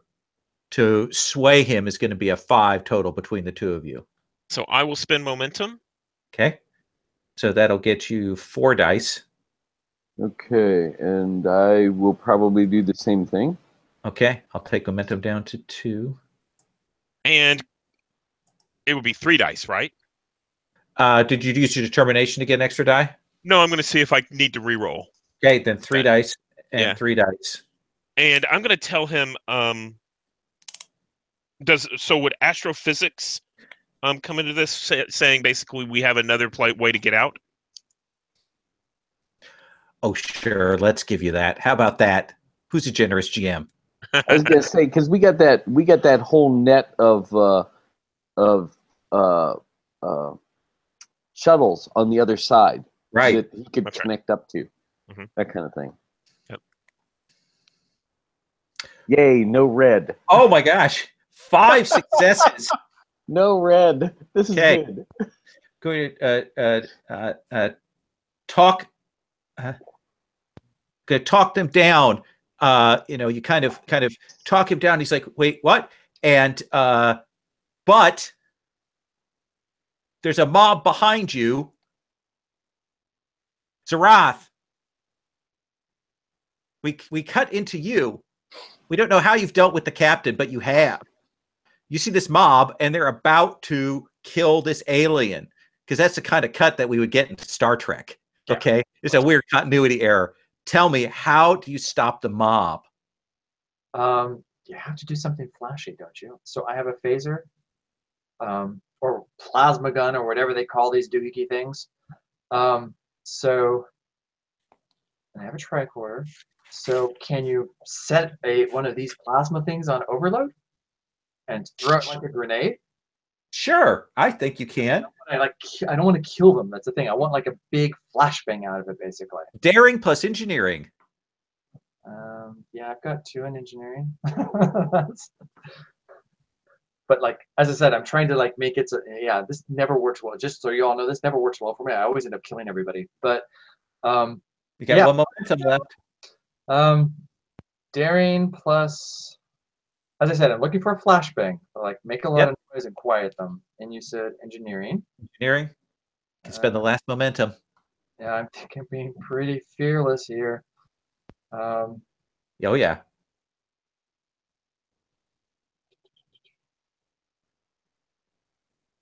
Or it's hand phasers, if you want. So it doesn't matter. It's got 1.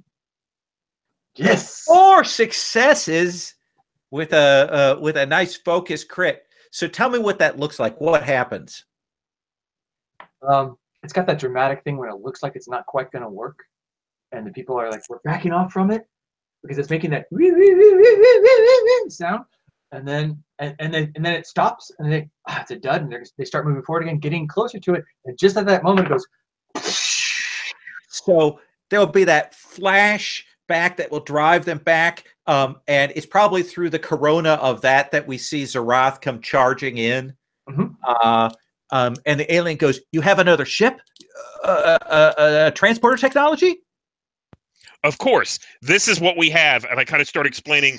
We have this transporter booster that is set up in a shuttle on the perimeter of the anomaly, and we can get to our ship. We just need to reroute power enough so that we can use the transporters to get it across. We'll have to do it. I mean, we'll have to do it now. Time is almost up. Exactly. And he will turn to the power thing and he will give me the frequencies. And I'll sit down and start assisting him on how to access the transporter and the power, rerouting the power to get back to the shuttle. And Zarath, you kind of turn around to kind of interpose yourself. I assume Natala, you're helping with the calculations there. Yeah. There'll be that thing with the people are knocked down, and then we'll see from around the corner comes Captain Mallory. She's got a big bruise, from where you struck her. And she does that thing where she pulls out the phaser to shoot you, like aims at you dead. And you've got no weapon. And then you'll see as the transporter powers up, as everybody here is hit with that mass transport. It transports everybody here except the people in the you and the others in the engineering thing. And he'll turn to you and say, there was someone else caught in the transporter. I've cleared that and sent them back. They're caught in the buffer? Yes. There's also someone caught in the shuttle bay with your ship. I'll see what I can do. I have to send you on, though, now. Yes. And I will help. I'll stay behind and help you. No, you must go. If you stay, you can't. I have to pilot this in. Please. This is all my fault. I see. Transmit your data along with us. Can I come up with a calculation for him with the quantum mechanics to time it just right so that after the explosion happens, he transports backwards through time to ending up on our ship? Just because the anomaly's gonna like implode, and when it does that, there's gonna be a time wave kind of shock thing going on. I'm gonna give you a difficulty of 5 on that. Well, hey, I tried. We've got 1 momentum in the pool from your chief of security's successes there. Okay, and you're saying what's the roll? Let's say reason plus science. Okay. You have to And get, quantum mechanics is a focus. you're gonna have to get 2 20s to do that. Yeah, like two. I know. Make this work. Or below his science number. And When you you're have momentum. focused. And you have one momentum. And I have the one momentum. And I have the focus. And Oh, so we got 4. 4. So he will say, "No, I can't come with you, but I could use that. Maybe I could go back to before before I even activated the device. I don't know who you are, but thank you." And he'll hit the transporter button, and you guys will energize. And we'll cut back to the gauntlet, where we see that gauntlet security is they're in the docking bay where they've transported everybody there, and there's fighting going on, and they're stunning everybody and separating them, even as you transport down. And you will hear from the captain. Will come over the comm to you, Zarath, and will say, "Zarath, status report." Everything seems about normal, Captain. Rowdy humans. I recommend a medical protocol. What's it called? Containment. Right, containment. Because many of these humans seem to have suffered extreme duress and rather mentally unstable. And we'll cut from that. You've got that in the distance. You will see this explosion in the wormhole, and you'll see this explosion, a change of explosions along your shuttlecraft as the blowback from that. But we'll see the special effect. They just run it in reverse of the wormhole expanding and closes down like it's going back in time, and there'll be that wink as it goes down. The person you rescued from the planet, Lieutenant Kearney, is down there to help calm people down. He'll get in the middle of them, and you'll get that shut down. There's always like a teaser end, like a scene with the major crew who went on the ship at the end. So what's the teaser bit we see with the 3 of you here? Is it here, or is it somewhere else on the ship afterwards? What do you think? So I think with Dell, the teaser thing is he's back in engineering, and he's commanding his the rest of the engineers to make sure the warp core is okay, keep everything tip top. And then he turns and he kind of looks at a console, and you see the information sent by the alien kind of scrolling past.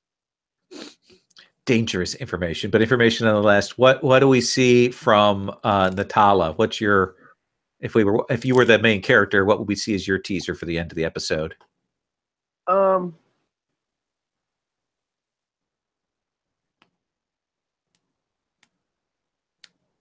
not too sure. Probably a lot of looking at time-related data, looking at that anomaly. I'm kind of thinking. So we were on that ship for maybe a day or so. Our ship outside the anomaly was probably there dealing with the thing for a couple weeks. Yes, and I've gotten tons of data to just kind of sift through. And you are checking the data, watching that spot where that wormhole first appeared. Yep. We'll get this brief, like, quantum signal burst, like, sent forward in time. That you don't know what it is, but it's a coded communication, an indication that the information that you gave did save that alien.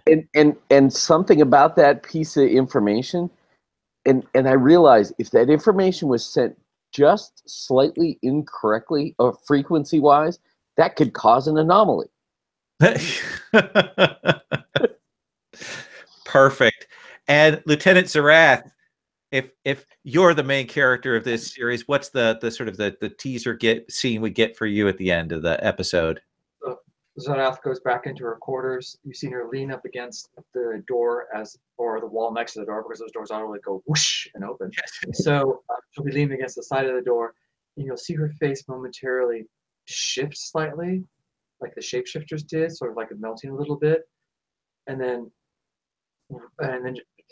she takes a breath and it rolls back into place, because there was that moment when she was away from everybody else, and maybe there was one more alien on that ship. Awesome. Thank you very much. All right, so that's the end of the episode. It's a two-parter. If we were doing this actually on a show, because they rarely do three-parters unless they were season-ender cliffhangers. So, let's do Roses and Thorns, if you guys don't mind. We'll wrap this up.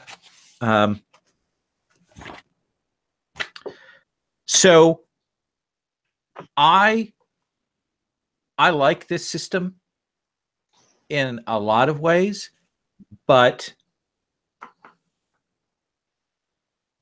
they've got all this, and we didn't even touch it. There are all these options for using momentum and doing these spends and all these resources, and you could do all these different things with them.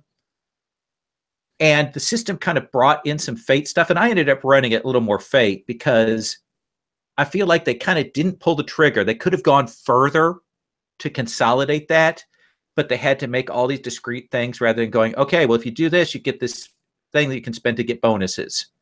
Instead, we got to get all of these funky things and stuff. And I think that like one more iteration towards a simple game, and I would really dig it. So there's some stuff I like here a lot, but it's just a little too many numbers for me, a little too many steps for me to absolutely embrace it all the way. Victor, how about you for the Thorns? Yeah, I think for Thorns, I am not a big fan of the court case kind of situations, and I walked myself right into it. So, like, I have a hard time with those. Oh yeah, okay. So I think I kind of stumbled myself up a little bit with that, but I think it overall didn't go too bad. But yeah. In all fairness, you had a security officer and a science officer suddenly trying to be lawyers. So yes, I don't think you could have expected us to really be brilliant at it. I thought you guys did well there, though, for making a best of a bad situation. Yeah. No, I think that's a fair cop, though. Yeah. I always have the hard time is usually, okay, how much do I know, and where are all the little loopholes that I can manipulate, and it gets convoluted, complex too quick. So, yeah, I think the other thing is because I tend to run story games, I want to let you guys have the time to kind of talk at stuff. Whereas I suspect what the game wants you to do is say, okay, well, I'm going to make this kind of argument and let me make a roll. Yeah. So that's always a tough call about how much fiction versus how much of that. I think that's hard, and I think I probably could have done a better job with that. Stephen, Thorns? Yeah, so mine's kind of system related as well. However, it's not necessarily the amount of crunch in it. It's that I didn't see that this system really called out Star Trek to me. Mm-hmm. So in reading a lot of the fluff and in looking through the characters and all that kind of stuff, it all looked great. And then in actual play, it could have been any system. And it didn't really call out that this made it feel like Star Trek. What made it feel like Star Trek was the GMing and the role play and the character, involvement and all that kind of stuff. So I think that's really fair. I think that's really a smart observation of that. Yeah, I think you're right. And that may mean I may need to dig down deeper in the system and see what I can find that is more leaning into the Trek stuff. That's a good Well, point. if I'm not mistaken, this is kind of a generic system to begin with, right? Is it Conan and all of the, there's a number of things that are all this 2D20 system. Yeah, they all use that but this is the lightest, most modified version of it. Christo, Thorns? Let's see. Yeah, I stumbled with the legal a little bit. Couldn't think how to make that go a little faster. And part of that might have been some of the rules unfamiliarity, like what I could actually have made happen more with like playing into rules. But it came out okay. And the only other thing I was thinking is, I wonder whoever made this sheet on Roll20, what slowed me down was click, choose, click, choose, click, choose. And I was thinking, if it could be a multi-select where you click each, like you click presence, command, a foci, and the dice, and then hit roll, instead of having to go through like multiple selects. Like it's more like a button and then submit instead. Maybe some way to streamline that so that would be faster. But that's. Yeah, I don't think the API allows. It for that doesn't. kind of level of stuff. But yeah, I mean, here's the thing: is so the resolution process is okay. What are you going to do? GM decides, sets the difficulty. You decide what you're going to do. Okay, now I got to decide what I'm going to do in terms of spends and foci. Okay, all right. Now I got to click. How many dice? Okay, dump. I got to do my focus, and I got to do that. And now I tell you, oh wait, I have some tools that might allow me to re-roll and stuff. So Exactly. Yeah. So that's one hell of a decision tree. Yeah, if you're more familiar with your talents, I guess is what they are. If you're like, oh, okay, I'm going to play that into it, then you could, as long as you keep in your head, okay, otherwise I'm only going to have 2 dice and I'm going to need to get 4 successes. I need to increase my odds. So you get it. Yeah, it gets crunchy. You have to math it out to figure out how you're going to succeed. So that slows it down. Although I sort of like how they fit together. I like the fact that there's not 500 skills. I really like that. I like that it's conceptual so that we can do it like they do on the show, and like suddenly everybody's I was gonna say plasma expert and all that, and even the security officer knows some engineering. Yeah. So it feels a little bit like Fate Accelerated. Yeah. If you were to do sort of 2 steps, like a 2-column thing. It does. It's interesting. One of the interesting things I thought, and before I go to Roses, is I've played original fastest Star Trek, and I've seen the last Unicorn game, Star Trek. And one of the things about those is those are very much games that are about like, okay, well, that's the original Star Trek, and we've got all the pictures from the Star Trek movies and things like that. It's very much in the media that's happening at that moment.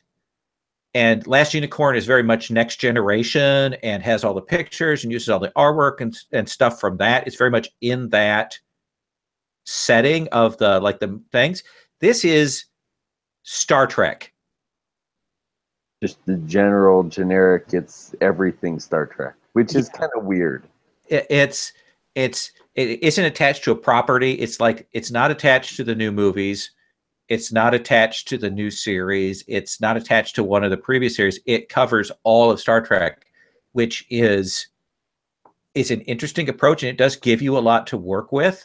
But it does mean that